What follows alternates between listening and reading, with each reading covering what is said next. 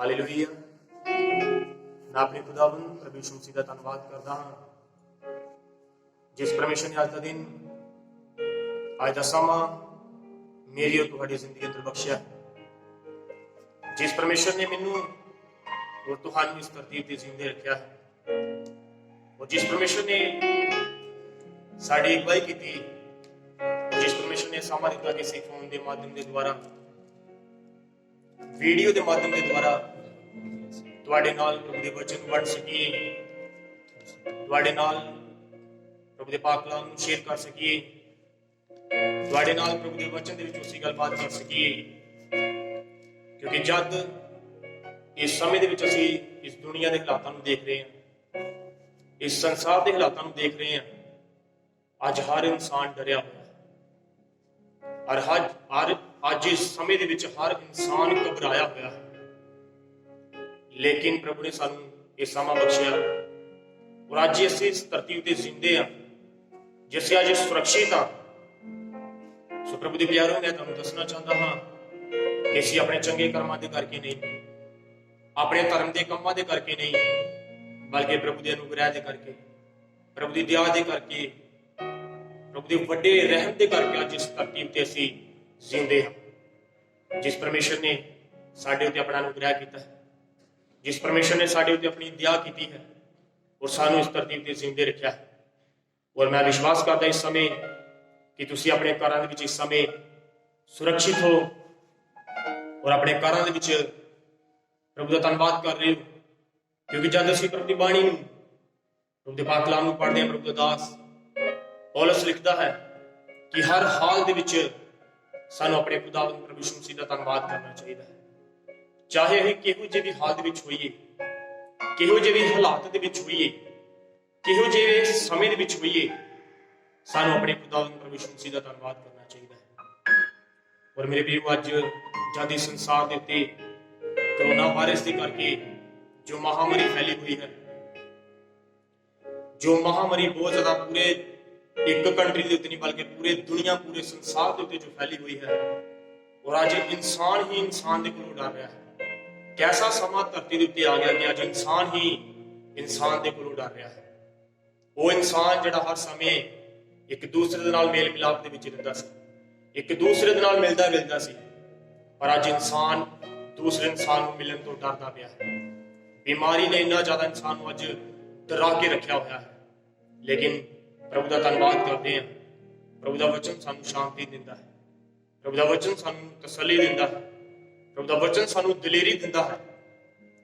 और अज असीं जद इस दुनिया के उत्ते, पूरे संसार के उत्ते, इंडिया के विच जद लॉकडाउन का समय चल रहा है, और असीं खुद भी और तुसीं सारे समय अपने अपने घर दे विच लॉकडाउन के विच जो रह रहे हैं, और इस लॉकडाउन के अकॉर्डिंग असीं प्रभु की बाणी दे विचों, प्रभु के पाक कलाम दे विचों असीं कुछ गल्लां नूं देखांगे, कुछ गल्लां नूं असीं सुनांगे कि अज प्रभु का वचन सानू की कह रहा है, अज प्रभु का वचन सानू की कहना चाहता है, अज प्रभु का वचन सानू साडे नाल की गलबात करना चाहता है। क्योंकि जद जद भी इस धरती के उत्ते पाप वधिया है, जद जद भी इस धरती के उत्ते पाप बहुत ज्यादा वधिया है, प्रभु का क्रोध इस धरती के उत्ते आया है, प्रभु का कहर इस धरती के उत्ते आया है। और अज भी असीं देखते हैं, असीं दुनियादारी के जो हालातां नूं देखने हैं, संसारिक जीवन के वाल देखने हैं, अज हर इंसान अपनी अभिलाषा के नाल अपनी जिंदगी नूं बतीत कर रहा है, अपनी मन दी चाहतां दे नाल अपनी जिंदगी नूं बतीत कर रहा है। और अज वो इंसान जिन्होंने परमेश्वर ने बनाया सीगा, जिसनों परमेश्वर ने अपने हत्थां दे नाल रचिया, जिसनों परमेश्वर ने सब नालों ज्यादा प्यार किया, बाइबल इस गल का बयान करती है कि परमेश्वर ने सब तो ज्यादा प्यार इंसान दे नाल कीता है। पर आज जो इंसान प्रभु नूं भुल के बैठा होया है, आज जो इंसान प्रभु तो दूर जा चुका है, आज जो इंसान पाप दे विच है, पाप दी गुलामी दे विच है, मुश्किलां दे विच है। इसे करके पाप दे करके अज असीं मुश्किलां दे विच है, पाप दे करके अज असीं परेशानी दे विच आ। सो ज्यादा समा ना लैंदे हुए असीं एक दो उदाहरणां नूं बाइबल विच देखांगे। जदों असीं उत्पत्ति की किताब तुसीं अपने घर दे विच प्रभु दे वचन, प्रभु दी बाणी नूं तुसीं पढ़ सकदे हो। उत्पत्ति की किताब उहदा 6 अध्याय ਉਹਦੇ 5 ਵਚਨ ਅਸੀਂ ਪ੍ਰਭੂ ਦੀ ਬਾਣੀ, ਪ੍ਰਭੂ ਦੇ ਪਾਕ ਕਲਾਮ ਦੇ ਵਿੱਚੋਂ ਅਸੀਂ ਪੜਾਂਗੇ। और यहोवा ने देखा कि मनुष्यों की बुराई पृथ्वी पर बढ़ गई है और उनके मन के विचार में जो कुछ उत्पन्न होता है सो निरंतर बुरा ही होता है। हालेलुया। जब ਅਸੀਂ ਪ੍ਰਭੂ ਦੀ ਬਾਣੀ ਨੂੰ, ਪ੍ਰਭੂ ਦੇ ਪਾਕ ਕਲਾਮ ਨੂੰ ਇਸ ਜਗ੍ਹਾ ਦੇ ਉੱਤੇ ਪੜ੍ਹਦੇ ਹਾਂ, ਉਤਪਤੀ ਦੀ ਕਿਤਾਬ ਉਹਦਾ 6 ਅਧਿਆਇ ਉਹਦੀ 5 ਆਇਤ ਨੂੰ, ਸੋ ਪ੍ਰਭੂ ਦੇ ਵਚਨ ਵਿੱਚੋਂ ਅਸੀਂ ਪੜ੍ਹਿਆ ਕਿ ਪ੍ਰਭੂ ਨੇ ਆਖਿਆ, ਫਿਰ ਯਹੋਵਾ ਨੇ ਵੇਖਿਆ ਕਿ ਆਦਮੀ ਦੀ ਬੁਰਾਈ ਧਰਤੀ ਦੇ ਉੱਤੇ ਬਹੁਤ ਜ਼ਿਆਦਾ ਵੱਧ ਗਈ ਔਰ ਪਰਮੇਸ਼ਰ ਉਸ ਸਮੇਂ ਜਿਸ ਇਨਸਾਨ ਨੂੰ ਪ੍ਰਭੂ ਨੇ ਆਪਣੇ ਹੱਥਾਂ ਦੇ ਨਾਲ ਬਣਾਇਆ ਸੀਗਾ, ਆਪਣੇ ਹੱਥਾਂ ਦੇ ਨਾਲ ਪ੍ਰਭੂ ਨੇ ਜਿਹਨੂੰ ਰਚਿਆ, ਉਸ ਨੂੰ ਬਣਾਉਣ ਤੋਂ ਪ੍ਰਭੂ ਦੁਖੀ ਹੋਏ।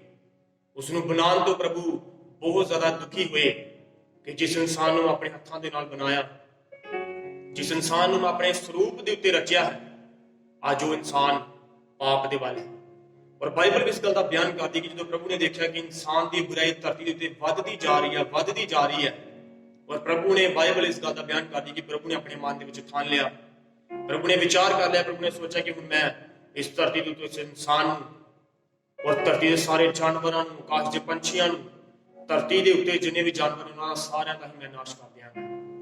ਪਰ ਜਦੋਂ ਅਸੀਂ ਪ੍ਰਭੂ ਦੀ ਬਾਣੀ, ਪ੍ਰਭੂ ਦੇ ਪਾਕ ਕਲਾਮ ਨੂੰ ਪੜ੍ਹਦੇ ਹਾਂ, 6 ਦੀ ਅਸੀਂ 8 ਆਇਤ ਨੂੰ ਪੜਾਂਗੇ ਪ੍ਰਭੂ ਦੇ ਵਚਨ ਦੇ ਵਿੱਚੋਂ। परंतु यहोवा की अनुग्रह की दृष्टि नूह पर बनी रही। हालेलुया। ਪ੍ਰਭੂ ਦਾ ਵਚਨ ਸਾਨੂੰ ਦੱਸਦਾ ਹੈ, ਪਹਿਲੇ ਪ੍ਰਭੂ ਵਿਚਾਰ ਕਰ ਰਹੇ ਨੇ ਕਿ ਇਨਸਾਨ ਦੀ ਬੁਰਾਈ ਧਰਤੀ ਦੇ ਉੱਤੇ ਵੱਧਦੀ ਜਾ ਰਹੀ ਹੈ ਔਰ ਮੈਂ ਇਨਸਾਨ ਨੂੰ ਖਤਮ ਕਰ ਦਿਆਂਗਾ, ਮੈਂ ਇਨਸਾਨ ਨੂੰ ਨਾਸ਼ ਕਰ ਦਿਆਂਗਾ। ਲੇਕਿਨ ਇੱਕ ਇਨਸਾਨ ਹੈ ਇਸ ਧਰਤੀ ਦੇ ਉੱਤੇ ਜਿਸ ਦਾ ਨਾਮ ਨੂਹ ਹੈ, ਜਿਸ ਦੇ ਬਾਰੇ ਤੁਸੀਂ ਸਾਰੇ ਬੜੇ ਹੀ ਅੱਛੇ ਵਿਸਤਾਰ ਪੂਰਵਕ ਤੁਸੀਂ ਜਾਣਦੇ ਹੋ, ਜਿਸ ਦੇ ਬਾਰੇ ਤੁਸੀਂ ਬਹੁਤ ਵਾਰ ਸੁਣ ਚੁੱਕੇ ਹੋ, ਜਿਸ ਦੇ ਬਾਰੇ ਤੁਸੀਂ ਬਹੁਤ ਵਾਰ ਪ੍ਰਭੂ ਦੀ ਬਾਣੀ, ਪ੍ਰਭੂ ਦੇ ਪਾਕ ਕਲਾਮ ਵਿੱਚ ਤੁਸੀਂ ਪੜ੍ਹ ਚੁੱਕੇ ਹੋ। ਔਰ ਇਸ ਜਗ੍ਹਾ ਦੇ ਉੱਤੇ ਵੀ ਲਿਖਦਾ, ਪ੍ਰਭੂ ਪਹਿਲੇ ਵਿਚਾਰ ਕਰ ਰਹੇ ਨੇ ਕਿ ਮੈਂ ਧਰਤੀ ਦਾ ਨਾਸ਼ ਕਰ ਦਿਆਂਗਾ, ਮੈਂ ਇਨਸਾਨ ਨੂੰ, ਜਾਨਵਰ ਨੂੰ, ਆਕਾਸ਼ ਦੇ ਪੰਛੀਆਂ ਨੂੰ, ਸਭਨਾਂ ਨੂੰ ਇਸ ਧਰਤੀ ਦੇ ਉੱਤੋਂ ਮਿਟਾ ਦਿਆਂਗਾ। ਲੇਕਿਨ ਜਦੋਂ ਅਸੀਂ 8 ਆਇਤ ਨੂੰ ਪੜ੍ਹਦੇ ਹਾਂ, ਪ੍ਰਭੂ ਦੇ ਵਚਨ 'ਚ ਲਿਖਿਆ ਕਿ ਇੱਕ ਮਨੁੱਖ ਸੀਗਾ ਜਿਸ ਦਾ ਨਾਮ ਨੂਹ ਸੀਗਾ, ਔਰ ਪ੍ਰਭੂ ਦੀ ਨਿਗਾਹ ਜਦੋਂ ਉਹਦੇ ਉੱਤੇ ਹੋਈ ਔਰ ਪ੍ਰਭੂ ਨੇ ਉਹਦੇ ਉੱਤੇ ਆਪਣੀ ਨਿਗਾਹ ਕੀਤੀ, ਔਰ ਪ੍ਰਭੂ ਦੇ ਵਚਨ 'ਚ ਲਿਖਿਆ, ਪਰ ਨੂਹ ਉੱਤੇ ਯਹੋਵਾ ਦੀ ਕਿਰਪਾ ਦੀ ਨਿਗਾਹ ਹੋਈ। ਕਹਿਣ ਦਾ ਮਤਲਬ ਕਿ ਪ੍ਰਭੂ ਦੀ ਕਿਰਪਾ ਦੀ ਨਿਗਾਹ ਉਹਦੇ ਉੱਤੇ ਹੋਈ। ਜਦੋਂ ਅਸੀਂ ਉਹਦੇ ਅਗਲੇ ਵਚਨਾਂ ਨੂੰ ਪੜ੍ਹਦੇ, ਇੰਨਾ ਸਮਾਂ ਨਹੀਂ ਹੈ ਕਿ ਅਸੀਂ ਵਚਨਾਂ ਨੂੰ ਲਗਾਤਾਰ ਕੰਟੀਨਿਊ ਪੜ੍ਹੀਏ, ਤੁਸੀਂ ਘਰ ਦੇ ਵਿੱਚ ਇਹਨਾਂ ਨੂੰ ਪੜ੍ਹ ਸਕਦੇ ਹੋ। ਪ੍ਰਭੂ ਨੇ ਉਹਦੇ ਉੱਤੇ ਨਿਗਾਹ ਕਿਉਂ ਕੀਤੀ ਸੀ? ਉਸ ਦਾ ਇੱਕ ਕਾਰਨ ਸੀਗਾ, ਕਿਉਂਕਿ ਬਾਈਬਲ ਬਿਆਨ ਕਰਦੀ ਕਿ ਨੂਹ ਇੱਕ ਧਰਮੀ ਮਨੁੱਖ ਸੀਗਾ ਔਰ ਪ੍ਰਭੂ ਦੇ ਨਾਲ ਚੱਲਣ ਵਾਲਾ ਸੀਗਾ, ਔਰ ਇਸ ਕਰਕੇ ਪ੍ਰਭੂ ਨੇ ਨੂਹ ਦੇ ਉੱਤੇ ਕਿਰਪਾ ਦੀ ਦ੍ਰਿਸ਼ਟੀ ਕੀਤੀ। ਇਸ ਕਰਕੇ ਪ੍ਰਭੂ ਨੇ ਨੂਹ ਦੇ ਉੱਤੇ ਆਪਣੇ ਅਨੁਗ੍ਰਹਿ ਦੀ ਦ੍ਰਿਸ਼ਟੀ ਕੀਤੀ ਔਰ ਪ੍ਰਭੂ ਨੇ ਨੂਹ ਨੂੰ ਆਖਿਆ, हे ਨੂਹ, ਤੂੰ ਇੱਕ ਜਹਾਜ਼ ਨੂੰ ਤਿਆਰ ਕਰ। ਔਰ ਇਸ ਕਹਾਣੀ ਦੇ ਬਾਰੇ ਤੁਸੀਂ ਬਹੁਤ ਅੱਛੇ ਤਰੀਕੇ ਨਾਲ ਤੁਸੀਂ ਜਾਣਦੇ ਹੋ। ਔਰ ਜਦੋਂ ਪ੍ਰਭੂ ਨੇ ਨੂੰ ਆਗਿਆ ਦਿੱਤੀ, ਔਰ ਨੂਹ ਦੀ ਸਭ ਤੋਂ ਵੱਡੀ ਖੂਬੀ ਇਹ ਹੈ ਕਿ ਜਿਸ ਤਰ੍ਹਾਂ ਹੀ ਉਹਨੇ ਪ੍ਰਭੂ ਦੀ ਆਵਾਜ਼ ਨੂੰ ਸੁਣਿਆ, ਪ੍ਰਭੂ ਦੇ ਹੁਕਮ ਨੂੰ ਸੁਣਿਆ, ਉਸੇ ਵੇਲੇ ਉਹਨੇ ਕਰਨਾ ਸ਼ੁਰੂ ਕਰ ਦਿੱਤਾ, ਉਸੇ ਵੇਲੇ ਉਹਨੇ ਉਸ ਕੰਮ ਨੂੰ ਕਰਨਾ ਸ਼ੁਰੂ ਕਰ ਦਿੱਤਾ। ਲੇਕਿਨ ਅੱਜ ਅਸੀਂ ਕੀ ਕਰਦੇ ਹਾਂ? ਅੱਜ ਅਸੀਂ ਪ੍ਰਭੂ ਦੀ ਆਵਾਜ਼ ਨੂੰ ਸੁਣਦੇ ਹੋਏ ਵੀ ਅੱਜ ਪ੍ਰਭੂ ਦੀ ਆਵਾਜ਼ ਨੂੰ ਅਸੀਂ ਨਕਾਰਾ ਕਰ ਰਹੇ ਹਾਂ, ਅਨਸੁਣਾ ਕਰ ਰਹੇ ਹਾਂ। ਲੇਕਿਨ ਨੂਹ ਦੇ ਵਿੱਚ ਬੜੀ ਵੱਡੀ ਖੂਬੀ ਹੈ, ਉਹਨੇ ਜਿਸ ਤਰ੍ਹਾਂ ਪ੍ਰਭੂ ਦੀ ਆਵਾਜ਼ ਨੂੰ ਸੁਣਿਆ ਉਸੇ ਤਰ੍ਹਾਂ ਉਹਨੇ ਉਸੇ ਤਰ੍ਹਾਂ ਹੀ ਕਰਨਾ ਸ਼ੁਰੂ ਕਰ ਦਿੱਤਾ ਉਹਨੇ। ਸੋ ਮੇਰੇ ਪ੍ਰਿय ਭੈਣ ਭਰਾਵੋ, ਮੈਂ ਤੁਹਾਨੂੰ ਦੱਸਣਾ ਚਾਹੁੰਦਾ ਹਾਂ ਕਿ ਅੱਜ ਸਾਨੂੰ ਵੀ ਜਦੋਂ ਵੀ ਪ੍ਰਭੂ ਦਾ ਵਚਨ ਸਾਨੂੰ ਮਿਲਦਾ, ਜਦੋਂ ਵੀ ਪ੍ਰਭੂ ਦਾ ਵਚਨ ਸਾਡੇ ਨਾਲ ਗੱਲਬਾਤ ਕਰਦਾ, ਚਾਹੇ ਅਸੀਂ ਫੋਨ ਦੇ ਦੁਆਰਾ ਸੁਣੀਏ, ਚਾਹੇ ਅਸੀਂ ਸੇਵਕਾਂ ਦੇ ਦੁਆਰਾ ਚਰਚ ਵਿੱਚ ਸੁਣੀਏ, ਸਾਨੂੰ ਚਾਹੀਦਾ ਕਿ ਅਸੀਂ ਉਸੇ ਵੇਲੇ ਵਚਨ ਆਪਣੀ ਜ਼ਿੰਦਗੀ ਵਿੱਚ ਪੂਰਾ ਕਰਨਾ ਸ਼ੁਰੂ ਕਰੀਏ, ਉਸ ਨੂੰ ਲਾਗੂ ਕਰਨਾ ਸ਼ੁਰੂ ਕਰੀਏ। ਅੱਜ ਇਸ ਦੁਨੀਆ ਦੇ ਉੱਤੇ, ਸੰਸਾਰ ਦੇ ਉੱਤੇ ਜਿੰਨੀਆਂ ਚਰਚਸ ਨੇ, ਜਿੰਨੀ ਚਰਚ ਬਿਲਡਿੰਗ ਨੇ, ਸਾਰੀਆਂ ਬੰਦ ਪਈਆਂ ਹੋਈਆਂ ਨੇ। ਪਰ ਕੁਝ ਲੋਕ ਸੋਚ ਰਹੇ ਆ ਚਰਚ ਬੰਦ ਹੈ, ਉਹ ਆਪਣੇ ਘਰਾਂ ਦੇ ਵਿੱਚ ਵੀ ਅੱਜ ਪ੍ਰਭੂ ਦੇ ਵਚਨ ਨੂੰ ਸੁਣਨਾ ਪਸੰਦ ਨਹੀਂ ਕਰਦੇ, ਕਿਉਂਕਿ ਉਹ ਸੋਚਦੇ ਕਿ ਚਰਚ ਵਿੱਚ ਹੀ ਆਰਾਧਨਾ ਹੁੰਦੀ ਹੈ, ਚਰਚ ਵਿੱਚ ਹੀ ਜਾਵਾਂਗੇ ਤਾਂ ਉੱਥੇ ਭਗਤੀ ਹੋਏਗੀ, ਆਰਾਧਨਾਲय ਵਿੱਚ ਹੀ ਜਾਵਾਂਗੇ ਤਾਂ ਉੱਥੇ ਹੀ ਭਗਤੀ ਹੋਏਗੀ। ਪਰ ਮੇਰੇ ਪ੍ਰਿय ਭੈਣੋ ਤੇ ਭਰਾਵੋ, ਇਸ ਤਰ੍ਹਾਂ ਨਹੀਂ। ਜੇ ਤੁਸੀਂ ਪ੍ਰਭੂ ਦੀ ਬਾਣੀ ਨੂੰ, ਪ੍ਰਭੂ ਦੇ ਪਾਕ ਕਲਾਮ ਨੂੰ ਪਹਿਲਾ ਕੁਰਿੰਥੀਆਂ 3:16 ਦੇ ਵਿੱਚ ਪੜ੍ਹਦੇ ਹੋ, ਉਸ ਜਗ੍ਹਾ ਤੇ ਪ੍ਰਭੂ ਦਾ ਦਾਸ ਪੌਲਸ ਲਿਖਦਾ ਹੈ ਕਿ ਤੁਸੀਂ ਨਹੀਂ ਜਾਣਦੇ ਕਿ ਤੁਹਾਡਾ ਮਨ ਪਰਮੇਸ਼ਰ ਦੀ ਹੈਕਲ ਹੈ ਔਰ ਪਰਮੇਸ਼ਰ ਦਾ ਆਤਮਾ ਉਸ ਦੇ ਵਿੱਚ ਵਾਸ ਕਰਦਾ ਹੈ। ਸੋ ਮੇਰੇ ਭੈਣ ਭਰਾਵੋ, ਇਹ ਸਾਡਾ ਮਨ ਪਰਮੇਸ਼ਰ ਦੀ ਹੈਕਲ ਹੈ। ਇਹ ਚਰਚ ਬਿਲਡਿੰਗਸ ਸਿਰਫ ਇੱਕ ਸੰਗਤੀ ਦੇ ਵਾਸਤੇ ਜਿੱਥੇ ਅਸੀਂ ਸਾਰੇ ਇਕੱਠੇ ਹੋ ਸਕਦੇ ਹਾਂ, ਪਰ ਮੈਂ ਤੁਹਾਨੂੰ ਕਹਿੰਦਾ ਹਾਂ, ਜਿਸ ਤਰ੍ਹਾਂ ਸਮੇਂ ਅਸੀਂ ਅੱਜ ਆਪਣੇ ਘਰਾਂ ਦੇ ਵਿੱਚ ਹਾਂ, ਆਪਣੇ ਘਰਾਂ ਨੂੰ ਚਰਚ ਬਣਾ ਦਿਓ, ਆਪਣੇ ਘਰਾਂ ਨੂੰ ਆਰਾਧਨਾਲय ਬਣਾ ਦਿਓ, ਆਪਣੇ ਘਰਾਂ ਦੇ ਵਿੱਚ ਬੈਠ ਕੇ ਪ੍ਰਭੂ ਦੀ ਆਰਾਧਨਾ ਕਰੋ, ਕਿਉਂਕਿ ਚਰਚ ਆਰਾਧਨਾਲय ਦਾ ਸਥਾਨ ਨਹੀਂ ਹੈ। ਸਾਡਾ ਮਨ ਪਰਮੇਸ਼ਰ ਦੀ ਹੈਕਲ ਔਰ ਪਰਮੇਸ਼ਰ ਇਸ ਦੇ ਵਿੱਚ ਵਾਸ ਕਰਦੇ ਨੇ। ਅੱਜ ਇਸ ਸਮੇਂ ਅਸੀਂ ਆਪਣੇ ਘਰਾਂ ਦੇ ਵਿੱਚ ਜ਼ਿਆਦਾ ਤੋਂ ਜ਼ਿਆਦਾ ਪ੍ਰਭੂ ਦਾ ਧੰਨਵਾਦ ਕਰੀਏ। ਔਰ ਅਸੀਂ ਗੱਲ ਕਰ ਰਹੇ ਸੀ ਨੂਹ ਦੀ, ਔਰ ਜਦੋਂ ਪਰਮੇਸ਼ਰ ਨੇ ਨੂਹ ਨੂੰ ਆਗਿਆ ਦਿੱਤੀ ਔਰ ਉਸਨੇ ਪਰਮੇਸ਼ਰ ਦੇ ਕਹਿਣੇ ਦੇ ਅਨੁਸਾਰ ਇੱਕ ਜਹਾਜ਼ ਨੂੰ ਬਣਾਇਆ, ਔਰ ਬਹੁਤ ਲੰਬਾ ਸਮਾਂ ਉਸ ਨੂੰ ਉਸ ਜਹਾਜ਼ ਨੂੰ ਬਣਾਉਣ ਦੇ ਵਿੱਚ ਲੱਗਾ। ਔਰ ਮੇਰੇ ਪ੍ਰਿय ਭੈਣੋ ਤੇ ਭਰਾਵੋ, ਔਰ ਪ੍ਰਭੂ ਨੇ ਉਹਨੂੰ ਆਖਿਆ ਇੱਕ ਇੱਕ ਜੋੜਾ ਆਕਾਸ਼ ਦੇ ਪੰਛੀਆਂ ਦਾ, ਧਰਤੀ ਉੱਤੇ ਜੀਵ ਜੰਤੂਆਂ ਦਾ ਇੱਕ ਇੱਕ ਜੋੜਾ ਤੂੰ ਉਸ ਜਹਾਜ਼ ਦੇ ਵਿੱਚ ਲੈ ਲੈ, ਤਾਂ ਜੋ ਧਰਤੀ ਦਾ ਜਦੋਂ ਮੈਂ ਵਿਨਾਸ਼ ਕਰਾਂ ਉਸ ਤੋਂ ਬਾਅਦ ਉਹਨਾਂ ਦੀ ਜਾਤੀ ਜਿਹੜੀ ਹੈ, ਉਹਨਾਂ ਦੀ ਪ੍ਰਜਾਤੀ ਜਿਹੜੀ ਹੈ ਉਹ ਸ਼ੁਰੂ ਦੇਵੇ। ਸੋ ਮੇਰੇ ਪ੍ਰਿय ਭੈਣੋ ਤੇ ਭਰਾਵੋ, ਮੈਂ ਤੁਹਾਨੂੰ ਦੱਸਣਾ ਚਾਹੁੰਦਾ, ਜਦੋਂ ਪੂਰਾ ਜਹਾਜ਼ ਬਣਾਇਆ ਗਿਆ ਔਰ ਜਹਾਜ਼ ਦੇ ਜਦੋਂ ਪੂਰਾ ਸੰਪੂਰਨ ਕੀਤਾ ਗਿਆ ਔਰ ਪ੍ਰਭੂ ਦੀ ਆਵਾਜ਼ ਆਈ ਨੂੰ ਔਰ ਆਪਣੇ ਪਰਿਵਾਰ ਨੂੰ ਲੈ ਕੇ ਔਰ ਪ੍ਰਭੂ ਦੇ ਹੁਕਮ ਦੇ ਅਨੁਸਾਰ ਉਹਨਾਂ ਸਾਰੇ ਆਕਾਸ਼ ਦੇ ਪੰਛੀਆਂ ਨੂੰ, ਧਰਤੀ ਦੇ ਜਾਨਵਰਾਂ ਨੂੰ ਲੈ ਕੇ ਜਦੋਂ ਜਹਾਜ਼ ਦੇ ਵਿੱਚ ਚਲਾ ਗਿਆ ਔਰ ਜਹਾਜ਼ ਦਾ ਬੂਹਾ ਜਦੋਂ ਬੰਦ ਕਰ ਦਿੱਤਾ ਗਿਆ, ਔਰ ਬਾਈਬਲ ਇਸ ਗੱਲ ਦੱਸਦੀ ਹੈ ਕਿ ਉਸ ਧਰਤੀ ਦੇ ਉੱਤੇ 40 ਦਿਨ 40 ਰਾਤ ਬਾਰਿਸ਼ ਹੁੰਦੀ ਰਹੀ। ਔਰ ਬਾਈਬਲ ਵਿੱਚ ਲਿਖਿਆ ਕਿ ਧਰਤੀ ਦੇ ਵਿੱਚੋਂ ਵੀ ਪਾਣੀ ਦੇ 100 ਫੁੱਟ ਨਿਕਲੇ ਔਰ ਇੰਨਾ ਜ਼ਿਆਦਾ ਧਰਤੀ ਦੇ ਉੱਤੇ ਪਾਣੀ ਹੋ ਗਿਆ ਕਿ ਅੱਜ ਤੁਸੀਂ ਇਸ ਦੁਨੀਆ ਦੇ ਉੱਤੇ ਕਿੱਡੇ ਕਿੱਡੇ ਵੱਡੇ ਪਹਾੜਾਂ ਨੂੰ ਤੁਸੀਂ ਦੇਖਦੇ ਹੋ, ਕਿੱਡੇ ਕਿੱਡੇ ਵੱਡੇ ਤੁਸੀਂ ਟਿੱਲਿਆਂ ਨੂੰ ਦੇਖਦੇ ਹੋ। ਔਰ ਬਾਈਬਲ ਬਿਆਨ ਕਰਦੀ ਹੈ ਕਿ ਉਹਨਾਂ ਤੋਂ ਵੀ ਉੱਪਰ ਪਾਣੀ ਜਿਹੜਾ ਚਲਾ ਗਿਆ ਸੀਗਾ ਔਰ ਹਰ ਇੱਕ ਪਹਾੜ ਦੀ ਚੋਟੀ ਪਾਣੀ ਦੇ ਵਿੱਚ ਟੱਕੀ ਗਈ ਸੀ। ਔਰ ਉਸ ਸਮੇਂ ਜਦੋਂ ਨੂਹ ਦਾ ਪਰਿਵਾਰ ਉਸ ਜਹਾਜ਼ ਦੇ ਵਿੱਚ, ਜਿੱਦਾਂ ਅੱਜ ਇਸ ਸਮੇਂ ਅਸੀਂ ਆਪਣੇ ਘਰਾਂ ਦੇ ਵਿੱਚ ਲਾਕਡਾਊਨ ਦੇ ਵਿੱਚ ਹਾਂ, ਨੂਹ ਦਾ ਪੂਰਾ ਪਰਿਵਾਰ ਉਸ ਜਹਾਜ਼ ਦੇ ਵਿੱਚ ਲਾਕਡਾਊਨ ਕੀਤਾ ਗਿਆ। ਨੂਹ ਦਾ ਪੂਰਾ ਪਰਿਵਾਰ, ਉਸਦੇ 3 ਪੁੱਤਰ, ਉਹਦੀਆਂ 3 ਨੂੰਹਾਂ ਔਰ ਉਸਦੀ ਪਤਨੀ ਉਸ ਜਹਾਜ਼ ਦੇ ਵਿੱਚ ਲਾਕਡਾਊਨ ਦੇ ਵਿੱਚ ਰਹੀ।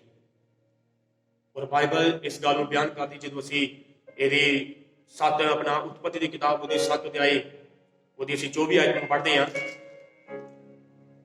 और जल पृथ्वी पर 150 दिन तक प्रबल रहा। हालेलुया। बाइबल ਵਿੱਚ ਲਿਖਿਆ, ਜਦੋਂ ਅਸੀਂ ਉਤਪਤੀ ਦੀ ਕਿਤਾਬ ਉਹਦਾ 7 ਅਧਿਆਇ ਉਹਦੀ 24 ਆਇਤ ਨੂੰ ਪੜ੍ਹਦੇ ਹਾਂ, ਪ੍ਰਭੂ ਵਿੱਚ ਲਿਖਿਆ 150 ਦਿਨ 150 ਦਿਨ ਪਾਣੀ ਧਰਤੀ ਦੇ ਉੱਤੇ ਰਿਹਾ। ਔਰ ਮੇਰੇ ਪਿਆਰਿਓ ਤੇ ਭਰਾਵੋ, ਥੋੜੀ ਦੇਰ ਲਈ ਆਪਣੇ ਮਨਾਂ ਦੇ ਵਿੱਚ ਵਿਚਾਰ ਕਰੋ, ਥੋੜੀ ਦੇਰ ਆਪਣੇ ਮਨਾਂ ਦੇ ਵਿੱਚ ਸੋਚ ਕੇ ਦੇਖੋ, ਅੱਜ ਅਸੀਂ 1 ਮਹੀਨੇ ਦੇ ਵਾਸਤੇ ਆਪਣੇ ਘਰਾਂ ਦੇ ਵਿੱਚ ਬੰਦ ਹਾਂ ਤੇ ਸਾਨੂੰ ਕਿੰਨੀ ਮੁਸ਼ਕਲ ਦਾ ਸਾਹਮਣਾ ਕਰਨਾ ਪੈ ਰਿਹਾ, ਸਾਨੂੰ ਅੱਜ ਕਿੰਨੀ ਪਰੇਸ਼ਾਨੀ ਦਾ ਸਾਹਮਣਾ ਕਰਨਾ ਪੈ ਰਿਹਾ। ਸਾਡੇ ਕੰਮਕਾਰ, ਸਾਡੇ ਕਾਰੋਬਾਰ ਸਾਰੇ ਬੰਦ ਨੇ, ਸਭ ਕੁਝ ਬੰਦ ਹੈ। ਲੇਕਿਨ ਅੱਜ ਅਸੀਂ ਥੋੜੇ ਸਮੇਂ ਦੇ ਵਿੱਚ ਵੀ ਇੰਨੇ ਜ਼ਿਆਦਾ ਦੁਖੀ ਹੋ ਗਏ, ਪਰੇਸ਼ਾਨ ਹੋ ਗਏ, ਔਰ ਸਾਡੇ ਕੋਲ ਤੇ ਫਿਰ ਵੀ ਬਹੁਤ ਜ਼ਿਆਦਾ ਸੁਵਿਧਾਵਾਂ ਨੇ। ਅਸੀਂ ਬਾਜ਼ਾਰ ਜਾ ਸਕਦੇ ਹਾਂ, ਮਾਰਕੀਟ ਤੱਕ ਜਾ ਸਕਦੇ ਹਾਂ, ਆਪਣੇ ਘਰ ਤੋਂ ਬਾਹਰ ਨਿਕਲ ਸਕਦੇ ਹਾਂ। ਲੇਕਿਨ ਉਸ ਸਮੇਂ ਨੂਹ ਦੇ ਬਾਰੇ ਦੇਖੀਏ, ਜਿਹੜਾ ਪਾਣੀ ਦੇ ਵਿੱਚ ਜਹਾਜ਼ ਦੇ ਵਿੱਚ ਲਗਾਤਾਰ, ਬਾਈਬਲ ਲਿਖਦੀ ਵੀ 150 ਦਿਨ 150 ਦਿਨ ਪਾਣੀ ਧਰਤੀ ਦੇ ਉੱਤੇ ਰਿਹਾ ਔਰ 150 ਦਿਨ ਨੂਹ ਔਰ ਉਸਦਾ ਪਰਿਵਾਰ ਜਹਾਜ਼ ਦੇ ਵਿੱਚ ਲਾਕਡਾਊਨ ਰਿਹਾ। ਉਹਨਾਂ ਨੇ ਕਿੰਨੀਆਂ ਮੁਸ਼ਕਲਾਂ ਦਾ ਸਾਹਮਣਾ ਕੀਤਾ ਹੋਵੇਗਾ। ਅੱਜ ਅਸੀਂ ਧਰਤੀ ਦੇ ਉੱਤੇ ਰਹਿ ਕੇ ਇੰਨੀਆਂ ਸੁਵਿਧਾਵਾਂ ਨੂੰ ਦੇਖਦੇ ਹੋਏ ਵੀ ਅਸੀਂ ਸੰਤੁਸ਼ਟ ਨਹੀਂ ਹਾਂ, ਅਸੀਂ ਫੇਰ ਵੀ ਪਰੇਸ਼ਾਨ ਹਾਂ, ਅਸੀਂ ਫੇਰ ਵੀ ਬੜੇ ਦੁਖੀ ਹਾਂ। ਲੇਕਿਨ ਉਹਨਾਂ ਦੇ ਵੱਲ ਧਿਆਨ ਕਰੀਏ ਜਿਹੜੇ ਪਾਣੀ ਦੇ ਵਿੱਚ ਹਰ ਸਮੇਂ ਰਹੇ, ਜਿਨ੍ਹਾਂ ਦੇ ਪਾਣੀ ਦੇ ਵਿੱਚ ਰਹਿ ਕੇ ਵੀ, ਜਹਾਜ਼ ਦੇ ਅੰਦਰ ਬੰਦ ਰਹਿ ਕੇ ਵੀ, ਜਿਹੜੇ ਬਾਹਰ ਨਹੀਂ ਜਾ ਸਕਦੇ ਸੀਗੇ, ਜਿਹੜੇ ਜਹਾਜ਼ ਤੋਂ ਬਾਹਰ ਨਹੀਂ ਨਿਕਲ ਸਕਦੇ ਸੀਗੇ, ਉਹਨਾਂ ਨੇ ਉਸ ਸਮੇਂ ਵੀ ਪ੍ਰਭੂ ਦਾ ਧੰਨਵਾਦ ਕੀਤਾ। ਉਹਨਾਂ ਨੇ ਉਸ ਸਮੇਂ ਵੀ ਪ੍ਰਭੂ ਦੀ ਵਡਿਆਈ ਕੀਤੀ ਔਰ ਪ੍ਰਭੂ ਦੇ ਵਚਨ ਨੂੰ ਲੈ ਕੇ, ਪ੍ਰਭੂ ਦੇ ਵਾਅਦੇ ਨੂੰ ਲੈ ਕੇ ਉਸ ਜਹਾਜ਼ ਦੇ ਵਿੱਚ ਚਲੇ ਗਏ। ਸੋ ਮੇਰੇ ਪ੍ਰਿय ਭੈਣੋ ਤੇ ਭਰਾਵੋ, ਜਦੋਂ ਇਸ ਦੀ 8 ਦੀ 15 ਨੂੰ ਪੜ੍ਹਦੇ ਹਾਂ, उत्पत्ति की किताब 8 की 15 जल्दी नाल पढ़ांगे ਅਸੀਂ। तब परमेश्वर ने नूह से कहा,